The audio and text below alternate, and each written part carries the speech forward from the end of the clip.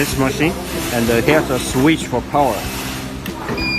Yes, now we turn on these machines. At first, this button to adjust the interval cooling times after the ice cream was formed. Yes, we can change it. 5 minutes, 6 minutes, 7 minutes, 8 minutes.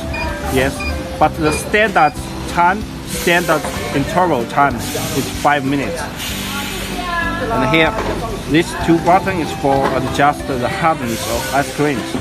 Yes, 4.1, 4.2, 4.3. But the standard hardness of ice cream is 4.